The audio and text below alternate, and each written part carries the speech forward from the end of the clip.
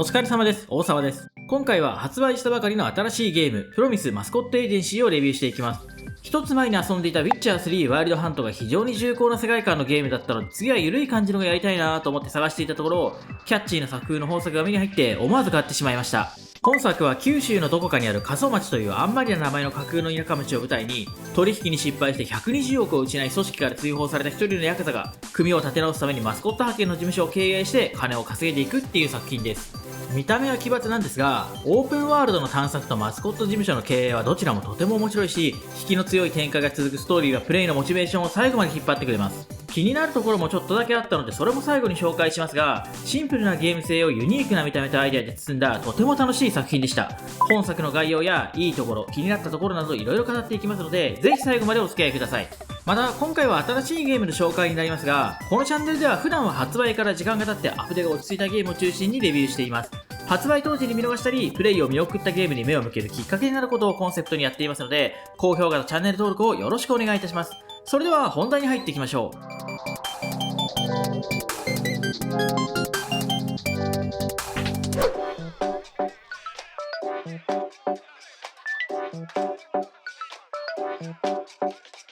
プロミスマスコットエージェンシーは2025年4月に発売されたオープンワールド型のアドベンチャーゲームです。本作の主人公は担いだほうきがトレードマークのヤクザの道。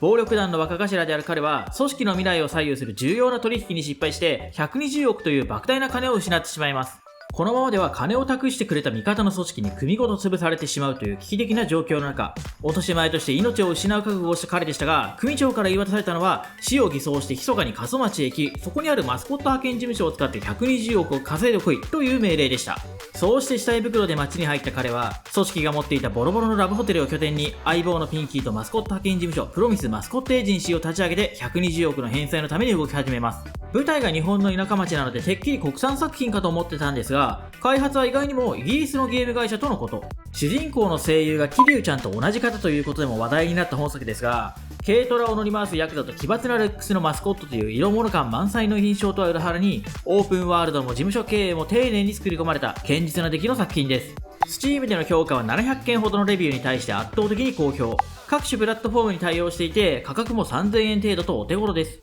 ヤクザが主人公なので竜が如くみたいにアクション重視のゲームかと思ってたんですが、実はアクション要素は一切なくて、オープンワールドの探索とマスコット事務所の経営という2つの要素で構成されています。探索とお使い、そして簡単なシミュレーションが中心というシンプルな作品ですが、ユニークでぶっ飛んだ世界観はバカバカしくて面白いし、そのくせストーリーは結構シリアスなので、そのギャップも光ります。住民の困りごとを解決してマスコットの派遣先を増やしたり、神社を掃除してご利益を得たり、町長の看板をぶっ壊したりとやることも盛りだくさん。金を稼いだアップグレードして収入を増やしてまた稼ぐっていうクリッカー系ゲームのような中毒性も感じました。小さいタスクをコツコツ処理していくのが好きな人や、寄り道要素を残らずやりたいって人には特におすすめです。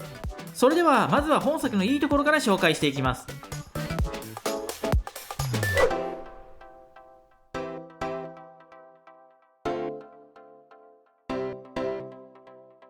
まず本作の良かったところ一つ目は、マスコット事務所の経営を通じて寂れた街を立て直していく達成感です。先ほども言いましたが、本作の舞台は過疎町という九州のどこかにある架空の田舎町。この町は活気がない商店街、荒れた茶畑、放置された建築中のホテルに閉鎖された鉱山といった感じで、まさに限界集落という言葉を体現したような町です。丁寧に描かれた景色はなんとも懐かしいような寂しいようなノスタルジックな気分にさせてくれますが、この街が寂れた原因は住民の高齢化とか若者の流出といった現実的なものではなく、腐敗した町長のせいなんです。この町長がマジでひどくて、まず町を建て直すために国が支給した助成金を丸ごと横領、唯一の駅を無理やり廃線にして学校にさえ予算を回さない、港は利用料を上げて漁師を追い出して、そうやって浮かせたお金で私腹を肥やすと。結果として街はゴミと空き店舗と廃墟で溢れてしまい、弱り切った住民は選挙で対抗馬を出すこともできません。そんな感じで何十年にもわたって腐敗した町長の独裁に苦しめられているというのが過疎町の現状です。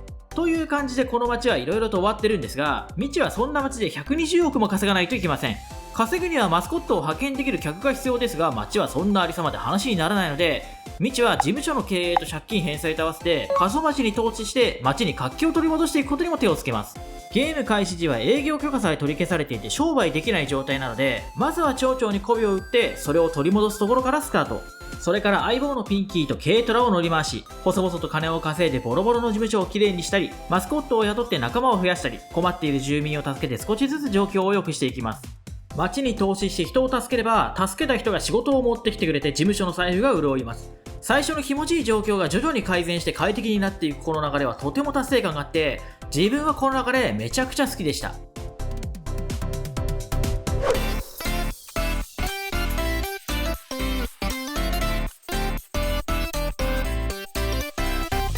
一見するとネタゲーっぽい雰囲気を醸し出している本作ですが、意外なことにストーリーは本格的です。銃と薬物を扱わない任侠あふれる昔ながらのヤクザを主役に置いて、極秘だった取引が敵対組織に知られていたという不可解さ、腐敗した町長から受ける数々の妨害やヤクザをたたり殺すというカス町の噂、町を立て直す中で見え隠れする町の過去と自分の組織とのつながり、そういった困難や謎に絶妙に可愛くない落ちぶれたマスコットたちと絆を深めながら立ち向かっていくストーリーは、純粋に続きが気になる展開の連続で最後まで楽しんでプレイすることができました。義理人情に熱く硬派でかっこいい道と、頭のネジが外れてそうな唇でまともなことを言うピンキーのコンビは見ていて面白いし、他のキャラクターにもしっかりとした魅力を感じられるいいストーリーだったと思います。世界観やキャラクターの厚みを感じるような重厚な作りではないんですが、その分カジュアルに楽しめるので、気楽にゲームを遊びたいなーって時にぴったりな作品です。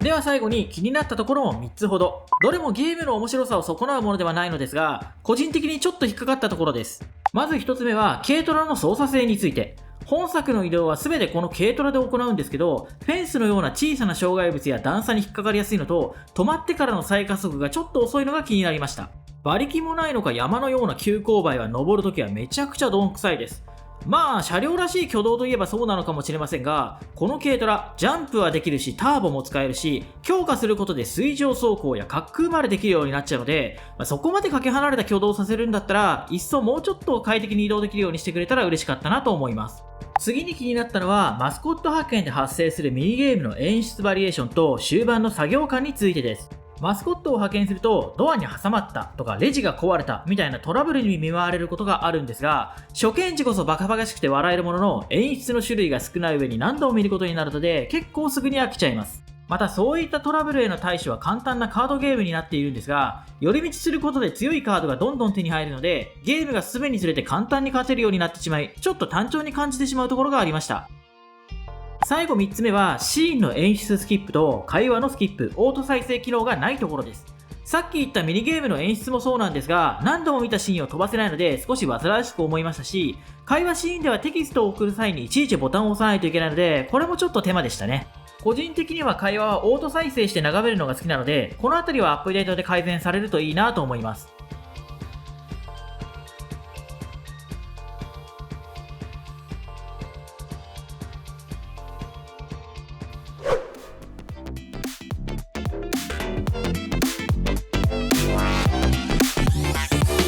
ということで、今回はプロミスマスコットエージェンシーを紹介させていただきました。ヤクザがマスコット派遣事務所を経営して街を立て直すっていう、一見するとかなり色物に見えるゲームなんですけど、実際に遊んでみるとオープンワールドの探索や事務所経営もしっかり作り込まれていて、思っていた以上に楽しくて満足できた作品でした。特にボロボロだった街を少しずつ立て直していく過程はすごく達成感があって気持ちよかったですね。見た目のインパクトとは裏腹にストーリーも続きが気になる展開の連続で最後まで楽しくプレイできました。気になった点がいくつかあったのも正直なところですが、それを補ってあまりあるユニークな魅力がたくさん詰まったゲームだと思います。ちょっと変わったゲームを探している方はぜひ一度手に取ってみてほしいなと思います。